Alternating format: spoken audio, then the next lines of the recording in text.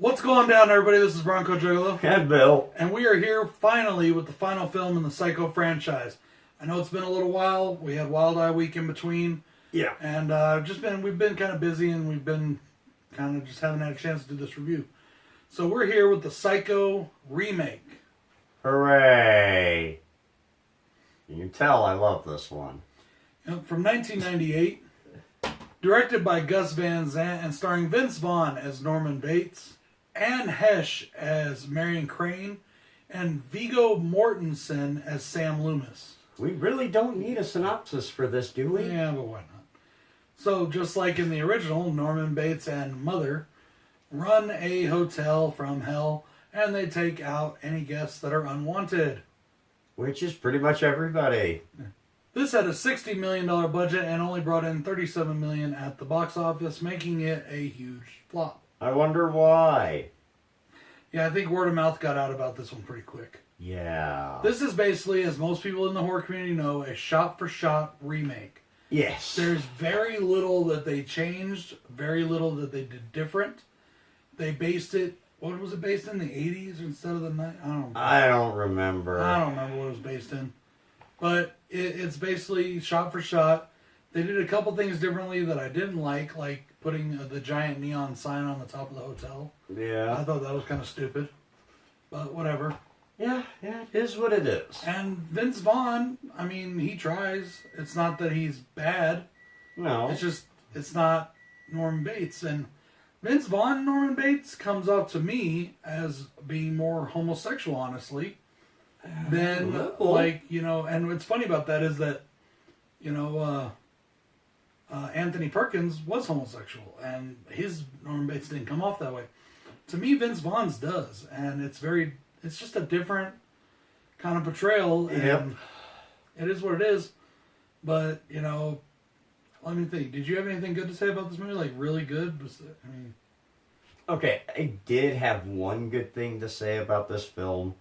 It was the very first kill. I loved the close-up at the end where her irises went from a bright blue, and it kind of looked like they faded away into a duller blue. Yeah. That I thought was cool. Of course, that could have just been the DVD copy. It could have been what we were watching, too. I don't know. Yeah. But I thought that was nice. The only good thing I really have to say about this movie, and it's not that it's a bad movie, it's just it's a letdown. It's the same fucking movie. It's that Vince Vaughn could be creepy at times, and the performances don't live up to their original counterparts. That's the problem. They didn't do enough to change it to make it their own, and they tried. I mean, they even did shot for shot of the freaking shots. Yeah, like the same shots as Hitchcock did. They did nothing to make it their own. And let's not forget little things like this. The guy at the, what was it, a real estate place that she worked, or a bank? What did she work at? Yeah, it was a real estate place. Real estate place. With his fake Monopoly money. It's little shit like that. The money looked very fake. This? Yes. You're not getting a close-up of this at all, but you just take one look and go, what the fuck? He's got a handful of Monopoly money. Yeah, the money did look very fake. It's little things like that, too, which... It wasn't even green. The paper was, white, and the ink was black. Yeah, real white and real blacky. Right. Oh, my God. Come on. With this budget, you couldn't get a little thing like that? And I really like Gus Van Zandt as a director, so I was shocked that he didn't do more. Yeah. Even he said later that this was a failed experiment. What they tried to do was to replicate what Hitchcock did, and it didn't work. Nope.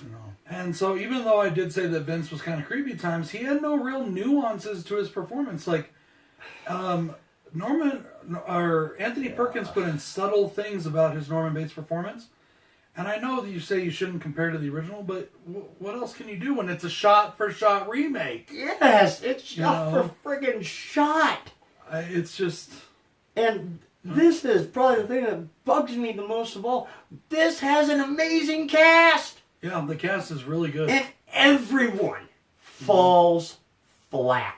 Yep, I agree. No one does a good performance in this film. I completely agree. I mean, if you were... Say this film was just coming out, And you went, oh my God, look at this cast.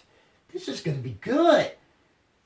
Prepare to be epically disappointed. Viggo Mortensen's been in movies that have won Best Picture. It's Best Direct, it's pretty crazy. This is just a nightmare of a train wreck. And, I hated that it was shot for shot, but one thing I thought was just really bad was they used the exact same opening credits, like the exact same. Yep. It's like the same music, the same opening credits. You could tell where Danny Elfman stepped in a little bit on the score to change it just a tiny bit, because you can hear those Elfman-esque things in it. Uh-huh. But, it just didn't work. And that's really all I have to say about this movie. All I have to say is this was an experiment that failed. Glad I only paid $5 for the DVD. I don't own this. I will never own this. I hate this movie. I'm a completist. I have to have everything in my collection. I hate this movie. Bad. Yeah. Well, guys, that wraps up the Psycho franchise. We will be back with our ranking soon. Until then, this is BroncoJuggalo saying peace. And Bill saying good night.